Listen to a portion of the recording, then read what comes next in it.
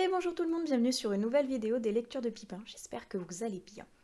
Et aujourd'hui on se retrouve pour le bilan du mois d'avril sur toutes les lectures que j'ai pu faire. Alors on va commencer tout de suite par la partie graphique avec un manga que j'ai vu tourner un petit peu de fois sur tout ce qui est Bookstagram et Booktube, et depuis quelques temps plus rien. Alors moi je débarque, donc peut-être que c'est parce qu'il n'y a plus de tomes, je ne sais pas. Mais en tout cas, j'ai découvert L'Enfant et le Maudit, et j'ai trouvé ça super mignon. Alors c'est de Nagabe et c'est publié aux éditions Komiku et c'est super mignon. Je vous ferai un petit close-up avec à quoi ressemblent les planches pour que vous puissiez vous faire une petite idée. Et là comme c'est le tome 2, je vais éviter de vous spoiler, donc je vous mets le close-up du tome 1 juste en dessus. Et franchement, c'était très mignon. Le design est vraiment très doux. Pour un titre comme ça, avec l'enfant et le maudit, on s'attend à quelque chose d'un petit peu fort, un petit peu anguleux, point de vue trait. Alors que pas du tout, en fait, c'est vraiment très beau, très mignon. J'ai beaucoup accroché. Là, c'est le tome 2 que j'ai entre les mains, je ne l'ai pas encore lu, donc je pense qu'il sera dans la vidéo du bilan du mois de mai.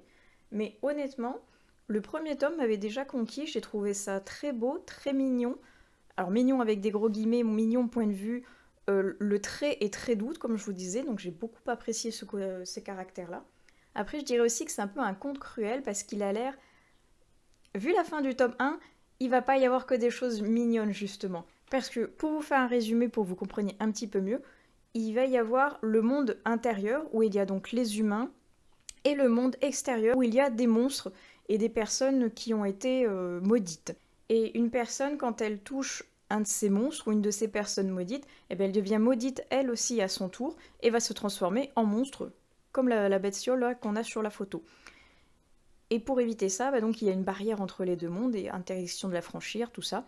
Sauf que l'enfant qu'on voit sur la couverture, elle vit dans le monde extérieur avec cette personne qu'elle appelle le professeur, avec qui elle passe un peu sa vie. C'est un petit peu un conte au jour le jour où on ne comprend pas trop pour le moment ce qui se passe. Elle attend sa tante qui ne va visiblement pas revenir, on ne sait pas trop pourquoi. Pourquoi elle est avec cette personne? Est-ce qu'elle est maudite elle aussi, mais elle n'est pas transformée? Donc on ne sait pas trop. Et c'est justement ce qui m'intrigue, parce que la fin du tome 1, eh bien, elle arrive à brûle-pourpoint. Oh, je ne sais pas ce qui va se passer. Est-ce que l'enfant est vraiment maudite, non maudite? Est-ce qu'elle a un pouvoir spécial? Est-ce que ce fameux professeur, il est maudit, mais il n'est pas méchant, il est gentil, il élève la petite fille, il la garde, mais il a un secret qu'il ne peut pas lui dévoiler, donc c'est encore bien mystérieux tout ça, donc j'ai vraiment hâte de me plonger dans le second tome et d'en savoir un petit peu plus. On continue toujours dans les graphiques, avec là une découverte, mais magnifique. J'ai trouvé le design très beau, très chatoyant, même si c'est en noir et blanc, je suis sûre que ça pèterait de couleurs si c'était en animé ou en colorisé. Je veux vous parler de Bright Stories. C'est de Kaoru Mori et c'est publié aux éditions Kiyun. Et Kiyun, je pense que je le dis presque à chaque vidéo, mais ils ont un don, je pense, pour trouver quelle série va matcher. Parce que honnêtement, j'ai jamais été déçue quand j'ai lu un Kiyun. J'ai toujours aimé. Je ne sais pas comment ils font, donc franchement bravo aux éditeurs qui trouvent des petites pépites comme ça, parce que Bright Stories, incroyable. Pareil, je l'avais vu passer sur les réseaux, mais je m'étais dit, bon, je suis pas sûre d'apprécier, ça a l'air d'être un truc un petit peu, entre guillemets, plat. Pas du tout. Je me suis fourvoyée complètement. J'ai lu le premier tome parce que, une fois de plus, ma médiathèque a beaucoup d'ouvrages qui m'intéressent. Et elle a la série complète de Bright Stories, donc je me suis dit, allez, le tome 1 étant disponible, je me lance. Oh, que j'ai bien fait. Oh, que c'était beau. Je vais vous montrer ne serait-ce que la... Regardez rien que la première planche. Vous avez vu la richesse du trait? C'est fourni, le dessin, les détails. Mais rien que pour faire une planche comme ça, il faut une journée entière, il faut des heures carrées. Et tout le manga est comme ça, il est bourré de détails incroyables. Regardez ici pour une sculpture. C'est merveilleux, le design est vraiment magnifique et c'est ce qui m'a fait accrocher en premier lieu, puisque j'ai ouvert la première planche et j'ai vu cette jeune femme, cette mariée, avec son habit d'apparat somptueux. Je me suis dit, oh, je vais en prendre plein les yeux, et c'est vraiment le cas. Durant tout le premier tome, j'ai été ébahie à chaque planche par la qualité du dessin. Et pour ce qui est du résumé, on va suivre Amir, qui est une jeune femme de 20 ans, et qui est envoyée dans le clan voisin en tant qu'offrande, entre guillemets, pour pouvoir se marier à un des fils du village. Sauf que quand elle rencontre son époux, qui s'appelle Karluk, désolé, c'est un peu compliqué, Karluk, et bien le problème c'est que c'est un garçon qui a 12 ans. Donc passé l'étonnement, elle trouve que c'est un petit peu bizarre d'être mariée à un enfant, même si donc dans cette société-là, parce qu'on est en Mongolie si je ne me trompe pas, les mariages arrangés c'est assez courant, surtout pour l'époque. Donc elle suit la volonté de son clan et puis ok, elle va se marier avec un garçon de 12 ans. Très bien. Sa belle famille l'accueille à bras ouverts, même le garçon il est enchanté, il est très timide mais il est ravi d'avoir cette jeune femme pour épouse. Et ils essayent de se connaître, elle lui montre un petit peu comment ça se passe dans son clan, que c'est une chasseresse qui arrive à tirer à l'arc sur les chevaux, elle sait chasser, elle sait pister, elle sait coudre des vêtements, elle lui propose de lui montrer voilà comment ça se passait dans son clan. Tout comme eux, ils lui apprennent les us et coutumes de leur clan à eux. Mais ils ont à peine le temps de faire connaissance que finalement la famille de la jeune fille apprend qu'un autre parti plus intéressant est célibataire, et finalement ils vont revenir sur leur décision de l'avoir donné pour épouse à un jeune garçon de 12 ans. Donc ils envoient ses frères pour aller retourner la chercher et dire finalement on annule le mariage avec le gamin et elle va aller en épouser un autre. Et ça s'arrête là pour le premier tome. En plein suspense, une fois de plus, j'ai envie de dire, ils sont vraiment très forts. En même temps, on va pas tout dévoiler dès le premier tome. Mais ce double mariage arrangé où la jeune femme n'a pas son mot à dire alors qu'elle est bien, alors que même si elle n'était pas spécialement pour le premier, elle est bien dans cette nouvelle famille, et que là, il y a ses frères qui rappliquent parce que leur père a décidé de changer d'avis et de la donner en épouse à quelqu'un d'autre, ben, les clans, le nouveau clan où elle est n'est pas tout à fait d'accord. Et elle, son avis, on s'en contrefout, vu que c'est une femme. En plus, elle a 20 ans, donc entre guillemets, elle est classée comme vieille, qui va avoir assez peu d'enfants, donc ça ne leur plaît pas beaucoup. Et il va y avoir ce conflit de l'émancipation un petit peu de la femme, parce qu'elle est quand même elle est quand même très émancipée, même si elle est sous le joug des hommes. Le fait qu'elle soit éloignée de son père et de ses frères, elle est un peu plus libre, mais maintenant qu'elle a ce coup près au-dessus de la tête, là, de devoir retourner dans sa famille pour refaire un autre mariage ailleurs, comment ça va se passer? Je suis très curieuse de lire à présent le second tome, que j'ai vraiment hâte de trouver à ma médiathèque, parce que c'est beau, c'est intéressant, contrairement à ce que je me pensais en premier lieu. Bright Stories, moi, ça m'inspirait des histoires de mariage, mais pas plus. Et là, je me rends compte que ça va être quelque chose de super intéressant dans un pays où on en parle assez peu finalement, en plus dans les mangas, parce que la Mongolie est assez peu représentée, surtout à cette époque-ci. Et ça me permet de découvrir des paysages, une culture différente, toujours portée par un trait merveilleux qui montre des costumes traditionnels absolument magnifiques, donc on en prend plein les yeux. Et nul doute que le tome 2, je sens que je vais déjà me régaler, et j'ai très très hâte de l'avoir entre les mains parce que le premier tome il était pas loin vraiment à ça de passer par le coup de cœur. Donc, une excellente découverte. J'ai également lu, toujours dans la partie des graphiques, les tomes 5 et 6 des carnets de l'apothicaire. Alors, si vous avez vu ma vidéo précédente, vous avez pu voir comme quoi je vous ai fait un topo sur les 3 premiers tomes que j'ai lus. Je me suis régalée, j'ai adoré cette série. Et là, je vous présente les tomes 5 et 6. Oui, si vos calculs sont bons, il manque le tome 4. Mais le tome 4 n'était pas disponible à ma médiathèque et j'ai vu les tomes 5 et 6. Et je suis un peu impatiente, donc j'ai pris les tomes 5 et 6 en me disant c'est pas grave, je lirai le tome 4 quand il sera disponible, je vais bien réussir à comprendre ce qui s'est passé en un tome. C'est pas tout à fait faux, j'ai compris les grandes lignes, mais on sent qu'il y avait un tournant dans le tome 4 qui me manque pour ma bonne compréhension. C'est assez frustrant, mais je peux m'en prendre qu'à moi-même, j'avais qu'à attendre d'avoir le tome 4 en ma possession avant de lire le 5 et 6. Mais en ayant lu ces 2 autres tomes, je peux confirmer que j'ai adoré cette série. Franchement, j'ai vraiment hâte de pouvoir lire les 2 autres tomes qui me restent parce que c'est très frais, c'est très beau graphiquement, l'histoire est prenante et intéressante avec plein d'informations, que ce soit sur la Chine, que ce soit sur les poisons, leurs remèdes. Bref, c'est une série très riche, très intéressante avec là, on sent le début d'une enquête, le début vraiment d'une quête principale que j'attendais vraiment à la fin des 3 premiers tomes. Elle est là, ça y est, elle arrive, il n'y a pas que des petites histoires imbriquées les unes après les autres, et c'est vraiment ce que je recherchais, donc là, La fin du tome 6 est vraiment parfait, une fois de plus, un cliffhanger. Il faut lire le tome 7 parce que ça donne vraiment la matière à réflexion et j'ai vraiment envie de lire la suite parce que je me régale. Très très bonne série et très très bonne découverte de cette année avec les carnets de l'apothicaire que je vous recommande chaudement, mais à 300%, c'est génial. Alors, le dernier graphique que j'ai lu pour ce mois-ci, c'est un comics qui s'appelle Bitter Roots. Et je ne me rappelle plus de qui c'est, donc je vous mets tout de suite la couverture juste ici pour que vous puissiez avoir un aperçu. C'est très particulier point de vue design pour celui-ci. J'ai l'habitude des comics avec les styles graphiques qui changent parfois en fonction d'un chapitre parce qu'il y a plusieurs auteurs sur un même ouvrage. Et celui-ci, c'est le même dessinateur pour tout le tome, mais avec une puissance de colorisation incroyable. Ça fuse de couleurs dans tous les sens et ça met quelque chose de très punchy. C'est pas mal du tout.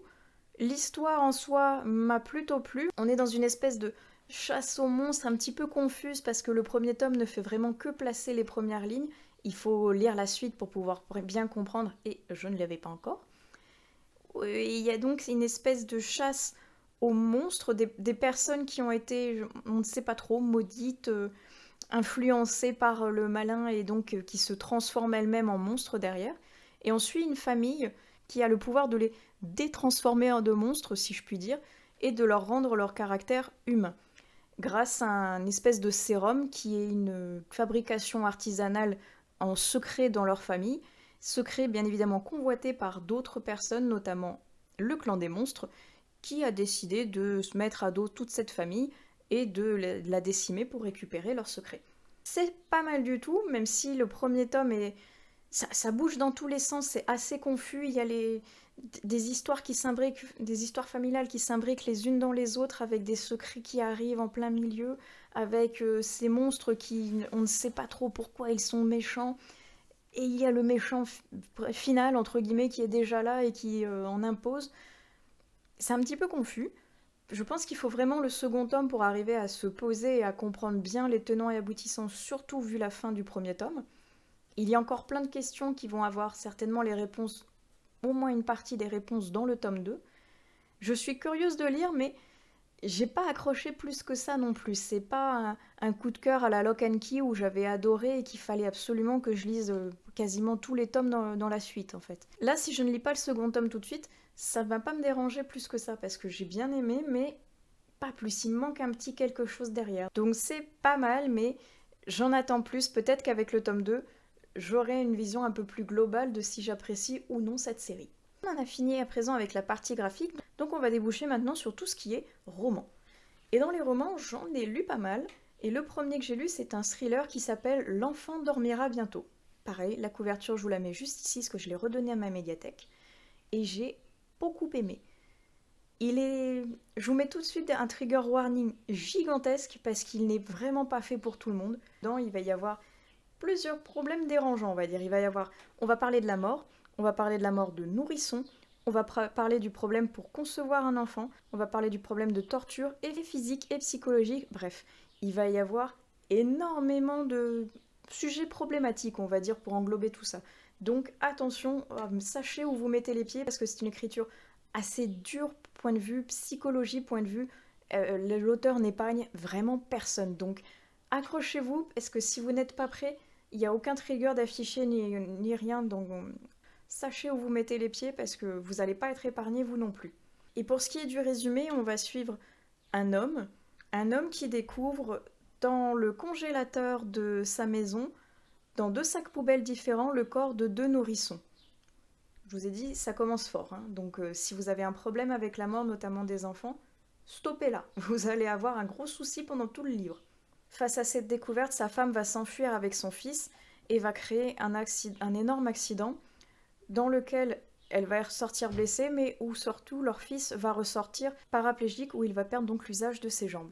À la suite de cet accident, la femme va être internée et essayer d'être soignée en institut spécialisé, et donc l'homme va récupérer la garde de son fils et va essayer, tant bien que mal, et lui de se relever de cette découverte et de faire survivre son fils, le faire passer outre son trauma et son nouvel handicap pour essayer qu'ils aillent tous les deux de l'avant. Cet homme, il est directeur d'un institut qui aide les personnes qui ont du mal à concevoir les enfants à faire toutes les démarches nécessaires pour pouvoir adopter un enfant. Et à côté de ça, dans des maternités, il va y avoir des vols d'enfants qui viennent juste de naître, et on va suivre tous ces enchaînements un petit peu étranges de vols d'enfants, de morts d'enfants prématurés, avec beaucoup d'éléments chargés au point de vue psychologique. C'est pour ça que je vous disais qu'il va falloir vous accrocher parce que l'auteur n'épargne vraiment personne et j'ai trouvé ça très pertinent dans son style d'écriture. C'est bien fait, avec des rebondissements auxquels on ne s'attend pas spécialement, un aspect psychologique très très bien tourné, très bien réfléchi, qui nous donne matière à réfléchir, à essayer d'avancer en même temps que l'enquêtrice qui est sur ce sujet épineux des vols d'enfants et en même temps de maltraitance sur des jeunes filles. Personne n'est épargné. Et franchement, c'est très très bien amené. La fin est grandiose. La fin est vraiment bien avec un retournement de situation. Je me suis dit waouh.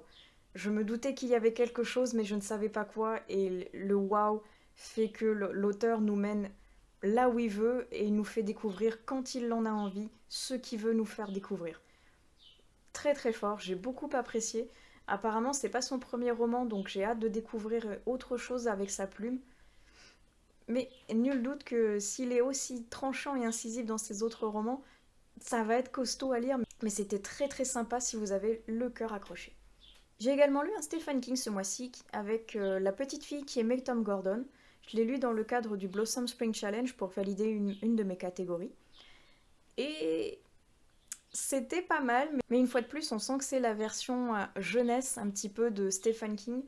Donc c'est pas très poussé point de vue mystique, point de vue étrange, point de vue horreur en fait. C'est du King gentil. Donc tout le monde peut le lire, il n'y a aucun souci, il ne fait pas peur en soi. Et pour ce qui est du résumé, on va suivre Trisha, la fameuse petite fille qui aimait Tom Gordon étant un joueur de baseball qu'elle adule par-dessus tout. Et cette petite fille, elle va partir en randonnée avec sa mère et son frère qui ne cessent de se disputer. Et elle, au cours de la balade, elle va prendre un petit peu de retrait pour essayer d'être loin de ces cris et hurlements qui lui tapent sur les nerfs. Et en prenant un peu de recul, en flânant à droite à gauche, en s'arrêtant pour aller aux toilettes, eh bien, elle va se retrouver perdue. Elle va perdre de vue sa mère et son frère et elle va finir par errer dans la forêt toute seule au milieu de cette nature hostile pour une petite fille qui a 8 ans, si je ne me trompe pas. Et on va suivre le périple de cette jeune fille pour survivre à travers une forêt hostile. Et comment elle va réussir à survivre? Est-ce qu'elle va pouvoir trouver de quoi s'abriter si jamais le temps devient moins clément? Est-ce qu'elle va pouvoir trouver de quoi se nourrir? Est-ce qu'elle va trouver comment échapper aux bêtes sauvages? Parce qu'ils sont dans les Appalaches, si je ne me trompe pas, donc il y a bon nombre d'ours et d'autres prédateurs assez peu sympathiques pour les êtres humains. Et on va suivre donc ce cheminement, c'est les pensées d'une enfant de 8 ans qui essaye de survivre dans un monde d'adultes et dans une nature hostile vis-à-vis d'une enfant. C'était très intéressant de voir le cheminement de pensée de cette petite fille qui lentement dérive vers la conscience qu'elle est gravement dans le pétrin et qu'elle pourrait même en mourir. Très intéressant avec justement ces phases un petit peu psychologiques justement de la déconnexion de la réalité, de l'espérance de pouvoir s'en sortir et à la fois la fatalité de savoir que elle est coincée, elle ne va pas pouvoir s'en sortir. Et il y a également une chose qui rôde derrière, une chose présente une chose présente mais invisible qui nargue cette jeune fille, qui lui fait peur parce qu'elle sait qu'il y a quelque chose mais elle ne sait pas ce que c'est, elle ne le voit pas. Et pourtant il y a cette présence maléfique derrière qui fait que non seulement elle n'est pas du tout à sa place dans cette forêt parce qu'elle en a peur et elle sait qu'elle pourrait en mourir, mais en plus il y a cette présence étrange qui est derrière, qui plane, qui n'arrange rien aux choses. Donc comment elle va réussir à se dépêtrer et du souci de la forêt et de cette créature étrange qui essaye peut-être de la dévorer. Très intéressant, j'ai bien aimé ce concept de justement dualité de l'enfant, l'innocence rattrapée par la brutalité d'être perdu en pleine nature qui va la faire devenir adulte beaucoup plus rapidement que prévu. Il n'y avait pas donc ce côté mystique de chez Stephen King qu'on retrouve d'habitude, Je me doutais de qu'est-ce qu'était cette créature maléfique qui rendait mal à l'aise la jeune fille. Je m'en suis doutée quasiment dès que j'ai vu comment était son comportement. Mais c'est quand même bien amené par le King, justement. On peut essayer de douter jusqu'à la fin si on n'est pas habitué à son style d'écriture. Donc c'était sympa, abordable par toutes les personnes, même celles qui n'aiment pas le style justement horreur de Stephen King. Là, il n'y en a pas, donc une bonne découverte, mais qui restera pas spécialement dans les mémoires parce que ce sera pas mon King préféré. Alors ensuite, je me dépêche parce que sinon cette vidéo va durer 8000 ans. Et j'ai encore plusieurs livres à vous présenter, notamment les tomes 1 et 2 de La ville sans vent. C'est de Éléonore de Villepoix et c'est publié chez Hachette. Alors, oui, il est fort possible que je me sois laissée happer par la très jolie couverture. C'est un fait. Même celle du premier tome que je vous mets juste à côté pour que vous puissiez la voir. C'est très joli cette ambiance noir et blanc avec juste des touches d'or comme ça qui rehaussent un petit peu le côté fantastique du roman. C'est très très joli. Et bien évidemment, je suis faible face à des jolies couvertures. C'est pas le meilleur argument qui soit pour pouvoir lire un livre, on est d'accord, mais ça compte. Parce que je me suis laissée happer par cette couverture et par quelques quand même commentaires qui en faisaient des éloges. Pour ce qui est du résumé, on va suivre Arca, qui est une jeune fille qui a fui son village et qui a décidé de se rendre dans la ville de Hyperborée, qui est une ville où on peut faire de la magie. Elle est à la recherche de son père qu'elle ne connaît pas, qui apparemment est un mage, et donc comme tous les mages vivent à Hyperborée, elle va essayer de le retrouver tant bien que mal parce qu'elle n'a pas du tout d'indice sur qui ça peut être. Et en parallèle à l'histoire de Arca, on va suivre l'Astyanax, qui lui est un jeune mage fraîchement élu, qui a malheureusement perdu son mentor dans d'étranges circonstances. Il est d'abord persuadé que son mentor est mort de mort naturelle, mais après avoir trouvé un mot étrange de son mentor, il se dit que finalement sa mort n'est peut-être pas si naturelle que ça, et il va se mettre à enquêter de son côté pour voir s'il n'y a pas quelques complots qui pourraient se fomenter au sein de sa cité. Et les deux destins de ces deux personnages vont se croiser, elle en cherchant son père, lui en cherchant un potentiel assassin, et ils vont se retrouver au cœur d'un complot gigantesque, au cœur d'aventures fabuleuses, et ça à travers donc 2 tomes d'une duologie.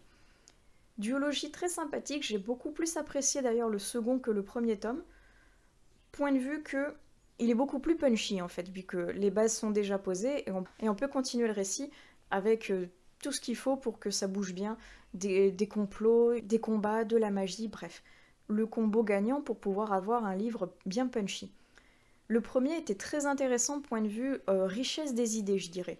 Avec cette cité sous cloche où il n'y a pas de vent, pas de froid, pas de saison changeante, et avec différentes castes qui sont réparties sur 7 niveaux, le septième étant celui des mages, donc le plus riche, et le premier niveau étant celui donc des pauvres. Il y a énormément de bonnes idées à travers divers petits trucs magiques, à travers ces canaux sur lesquels voguent des tortues qui servent de bateau quelque part pour les habitants et traverser les 7 niveaux. J'aime bien aussi le côté mythologique qui est apporté à ce livre avec on rencontre les Amazones, il va y avoir des créatures fabuleuses, un serpent qui prédit l'avenir, des objets qui permettent de voler, bref, plein d'énormes bonnes idées, avec en sous-jacent une espèce de critique également de notre société actuelle avec les riches et les pauvres qui ne sont pas sur un pied d'égalité, avec les femmes qui ne peuvent pas siéger à la société parce que ce sont des femmes, donc elles ne servent à rien à part porter des enfants. Très, très intéressant avec ces guerres culturelles également, avec ces problèmes de société. De très bonnes idées, même si pour moi il est un peu trop axé jeunesse. C'est un jeunesse après tout, donc ça ne pouvait pas être autre chose. Mais un côté un peu plus adulte, j'aurais vraiment apprécié. Toutes ces idées retranchées dans de la fantaisie adulte, ça doit être vraiment palpitant. Tout ça pour dire que j'ai adoré cette duologie, même si j'ai un peu de mal avec les personnages principaux, donc Arca et Lastianax, qui ont tous les deux un caractère assez exécrable, il faut le dire. J'ai préféré les personnages de Alcandre et Pyrrha, qui sont mes deux favoris, même si je ne peux pas trop vous en parler parce qu'il y a beaucoup de choses qui feraient que ça va vous spoiler et vous gâcher tout le plaisir. Donc si vous n'avez pas lu ces 2 tomes, Lisez-les, ils sont vraiment très intéressants. L'écriture est très belle, très fluide, très très facile à lire et à aborder. Et on se laisse vraiment porter par la magie des mots jusqu'à la fin. C'est une fin qui est juste en soi, oui, ça peut très bien se terminer ainsi. Mais quelque part, j'aurais voulu peut-être un petit peu plus. Encore creuser deux, trois trucs, rester un petit peu encore avec Arca et l'Astyanax et voir comment ils auraient pu faire évoluer les choses. Mais c'était le choix de l'autrice, que je respecte, c'est une belle fin en soi. Donc une belle découverte, même si j'aurais préféré un côté un peu plus adulte, il est vrai. Donc en tout cas, ces deux tomes de La Ville sans vent étaient très sympathiques, avec une préférence pour le deuxième tome. Avant-dernier roman que j'ai lu ce mois-ci, Dans la gueule du loup de Patricia Briggs, c'est la saga Alpha et Oméga, le 5e tome. Et est-ce que j'ai besoin, comme Franck Tillier, de préciser que Patricia Briggs, je vais forcément adorer ce que je vais lire. C'est le cas, je me suis régalée. Et pourtant, ça faisait un bon bout de temps que je n'avais pas lu la saga Alpha et Oméga. Pour tout vous dire, j'ai mis ce 5e tome parce qu'il rentrait parfaitement dans une des catégories du Blossom Spring Challenge. Et j'avais complètement oublié que je l'avais en fait. Je voulais lire le dernier tome qui est sorti, que l'on voit derrière moi juste ici, le dernier rouge là. Et je me suis rendu compte que finalement j'avais lu avant et que je l'avais toujours pas lu. Et ça doit bien faire 2 voire 3 bonnes années, si ce n'est plus, que je l'avais dans ma palle et que je l'avais complètement oublié. Et Patricia Briggs, elle a un don qui fait que peu importe le nombre d'années où on n'aura pas lu un de ses livres, dès les premières pages, on retombe systématiquement dedans. On se rappelle qui sont les personnages, quelles sont leurs affinités, quels sont leurs griefs, pourquoi ils sont là, quelle va être leur quête. On est systématiquement de retour dedans en un rien de temps. Et c'est ce que j'ai vraiment ressenti avec ce tome-ci, que j'ai bien évidemment adoré, parce que j'adore la plume de Patricia Briggs. Ça se dévore en un rien de temps, c'est très prenant. Et je me suis retrouvée directement avec tous les personnages. J'étais de nouveau avec Charles et Anna au sein de la meute du Maroc, en train de vivre une énième aventure contre des ennemis de la meute qui cherchent à déstabiliser la paix de la meute. Et c'était incroyable. Franchement, c'est génial. Pour vous faire un résumé, ça nous dit que la meute d'Aspen Creek habite les loups les plus dangereux qui soient, sauvages, blessés, trop brisés pour rester parmi les leurs. Ils vivent en reclus sous la protection du Maroc. Mais Bran est absent quand Charles et Anna reçoivent un appel à l'aide de la part du compagnon Faé d'une de ces louves, victime d'une tentative d'enlèvement. Charles et Anna devront utiliser de tout leur talent de guerrier et de diplomate pour retrouver les assaillants et faire face à une magie des plus sombres, surgie d'un passé aussi lointain que cruel. Donc, une fois de plus, on est au cœur de la magie, on est au cœur d'une meute de loups-garous qui se fait emmerder de tous les côtés par une quelconque puissance magique, que ce soit fée, sorcière, vampire. On le saura en le lisant, et c'est toujours aussi plaisant à lire, je me suis régalée. Et maintenant que je l'ai lu, j'ai bien évidemment envie de lire le prochain tome. Et il va falloir que je me restreigne parce que j'ai d'autres choses à lire avant, notamment pour finir ce fameux Blossom Spring Challenge. J'ai encore d'autres livres dans d'autres catégories à lire.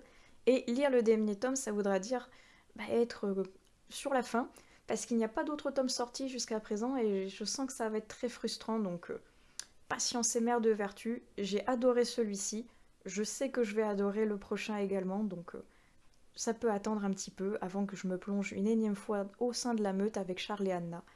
Très très bonne série, et je vous recommande également Mercedes Thompson, la série phare de Patricia Briggs que j'adore également. Et on va conclure avec le dernier livre que je suis en train de lire. Je ne l'ai pas tout à fait terminé, mais honnêtement, vu là où j'en suis, je me suis dit, il faut que je prenne la caméra pour vous en parler parce que je l'adore et parce que là où j'en suis, les révélations sont folles. Je vais vous parler de Le Serment des Shetland de Tina Muir. Il est pas trop beau déjà, regardez-moi cette couverture. Là, les reflets de la ring light sont assez dérangeants, mais la couverture est magnifique. C'est donc de Tina Muir, comme je vous ai dit précédemment, et c'est publié aux éditions BMR. Voilà, aux éditions BMR. C'est un gros bébé, mais c'est un gros bébé doudou. Franchement, je mets du temps à le lire celui-ci, mais c'est parce que j'ai envie de prendre le temps de le lire justement. Je suis bien dans ma lecture, c'est vraiment une lecture doudou, je dirais. Une lecture qui fait plaisir, une lecture qui, quand j'ai passé une journée fatigante ou exécrable ou même une bonne journée, J'ai envie le soir de me poser et d'avoir une lecture réconfortante. Et cette lecture, c'est Le Serment des Shetland. Parce qu'on y est bien dedans, parce que l'ambiance est bienveillante, l'ambiance est chaleureuse, elle nous fait voyager à travers les îles des Shetland, et les personnages sont très attachants. Et on est bien avec eux, donc j'avais pas envie de quitter Diane ni Care. Care. On va dire que ça se prononce Care, je ne sais pas trop. Et donc j'étais bien avec eux au sein de ces îles écossaises, battues par les vents où les secrets se mêlent à la romance et se mêlent à une histoire palpitante et vraiment touchante.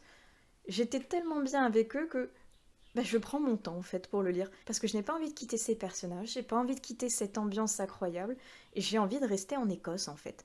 Et comme c'est un pays que je ne connais pas et que j'ai vraiment très hâte de découvrir un jour, je reste perdue au milieu des pages en attendant de pouvoir mettre un jour pour de vrai les pieds sur cette île. Et pour vous faire un résumé plutôt que de blablater sans que vous sachiez de quoi ça parle, le résumé nous dit: pour honorer la mémoire de sa tante, Diane s'est fait la promesse de remporter le concours de la meilleure dentelière lancé par une maison de haute couture. Elles seront au Shetland, espérant apprendre auprès de B. Thunderbolt l'art et la manière de tricoter l'exceptionnel châle de mariée de l'île Dunst. Care, fossoyeur à la beauté ténébreuse, a lui aussi fait un serment, celui de ne jamais se marier et d'avoir d'enfants pour mettre un terme à une charge qui se transmet de père en fils. Mais c'était avant de croiser Diane. Leur rencontre passionnée sur une île où la magie n'est jamais bien loin va ébranler leur résolution. Entre honneur et amour, que choisiront-ils? Alors oui, une énième fois, je ne vais vous répéter que la romance, c'est pas mon truc. Moi, je suis plutôt thriller, choses noires, tout ça, les policiers, bref. Mais Tina Muir. Voilà, j'ai envie de dire que ça se résume en 2 mots. Elle m'avait déjà chamboulée avec la dernière Anastasia qu'on voit juste derrière ma tête, qui est par ici, que j'avais adoré l'an dernier. Et mais elle réitère avec Le Serment des Shetland, je l'adore. Je ne sais pas si elle est en train de me faire renouer avec le genre de la romance, mais en tout cas, avec son écriture à elle, ça match. Je ne m'ennuie pas. Il n'y a pas ce côté gnangnan, cliché, un petit peu redondant que je peux voir dans certaines romances et qui a tendance à m'agacer et à me saturer de mièvrerie que je n'aime pas du tout. Là, ce n'est pas le cas. La plume est belle, la plume est envoûtante et la plume ne reste pas concentrée sur l'aspect romantique de 2 personnages qui se rencontrent et qui vont tomber amoureux l'un de l'autre. Il y a une histoire autour de ces personnages et de l'île sur laquelle ils sont. Il y a une histoire derrière la quête qu'entreprend Diane pour faire ce fameux châle de mariée en dentelle. Il y a une histoire également autour de Care, ce personnage tourmenté qui a de lourds secrets, qui fait des serments qui l'enchaînent à sa vie actuelle et à son île, et qui l'empêche de vivre pleinement sa vie et donc de tomber sous le charme de Diane comme ça pourrait être sur une énième romance. Il y a des côtés sombres, il y a des côtés attachants, il y a des côtés très beaux, et il y a ce côté dépaysant qu'on a en étant sur cette île battue par les vents et la pluie qu'elles sont les Shetland. Et franchement, je me régale. Je ne connais absolument pas l'Écosse, mais j'y suis. Franchement, quand je lis ce livre, je sens les vents me balayer le visage, je sens la pluie froide rentrer dans mes os, je sens la chaleur et la bienveillance des habitants de cette île, et je suis vraiment bien avec tous ces aspects du livre. C'est pour ça que, comme je vous dis, je prends mon temps pour le lire et j'apprécie énormément cette lecture. Et un petit détail que je trouve très mignon, c'est que dans cette édition, regardez, en haut, il y a un chardon qui marque le départ de chaque nouveau chapitre.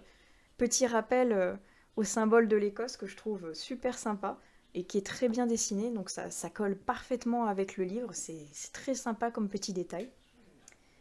Et si j'ai décidé de prendre la caméra aujourd'hui alors que je ne l'ai pas fini, c'est parce que j'en suis au chapitre 55 et que la révélation du chapitre 54, voilà. Voilà, il faut le lire parce que il y avait certains petits trucs où je me suis dit oui, il va y avoir anguille sous roche, là il y a quelque chose qui ne va pas. Il y a des secrets, celui-là je vois ce que c'est. Mais celui du chapitre 54, c'est une grosse claque dans ma face. Je l'avais absolument pas vu venir et il est génial et Je tourne cette vidéo maintenant, mais j'ai envie de lire le chapitre 55 pour savoir ce qui va se passer et la réaction que vont avoir les personnages face à cette déclaration, parce qu'elle est monumentale. Et le livre est pas fini et je sens que ça va bouger sur la fin aussi et j'ai très très hâte. En tout cas, je passe un excellent moment, je ne connais absolument rien du tout à tout ce qui est couture, dentelle, mode et compagnie, c'est vraiment pas mon truc et j'apprends plein de choses de manière très ludique, très sympa, au gré des envies de Zil qui laisse à Diane le temps ou non de faire ce fameux châle. Très très sympa, je me régale. Et une fois de plus, je vais me répéter, mais le style de Tina Muir est incroyable.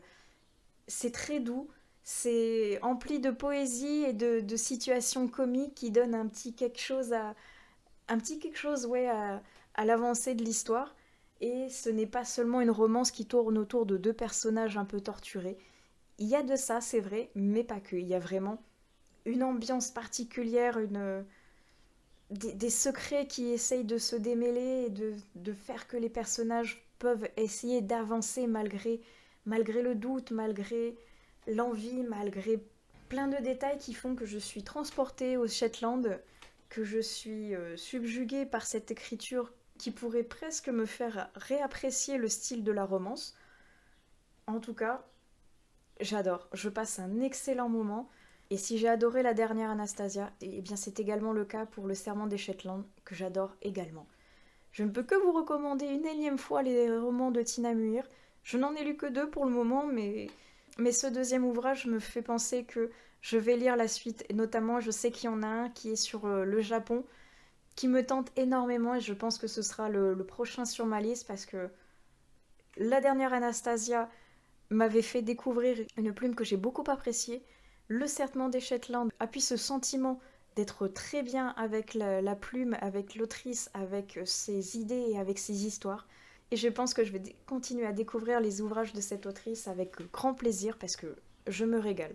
Et je vais donc conclure ici avec Le Serment des Shetland que je vous recommande une énième fois parce que c'est génial, parce que l'écriture est doudou à souhait, parce que ce roman est beau, ne serait-ce que par sa couverture. Bref, je vais poser le Serment des Shetland et je vais conclure la vidéo ici en espérant que vous avez découvert peut-être de nouvelles lectures. N'hésitez pas comme d'habitude à utiliser la barre des commentaires si vous voulez qu'on en discute. Si le cœur vous en dit, n'hésitez pas également à mettre un petit like, ça fait toujours plaisir de voir que mes vidéos vous plaisent et ça me soutient également. Et sur ce, je vous souhaite d'excellentes prochaines nouvelles lectures et je vous dis à la prochaine sur une autre vidéo des lecteurs de Pipin.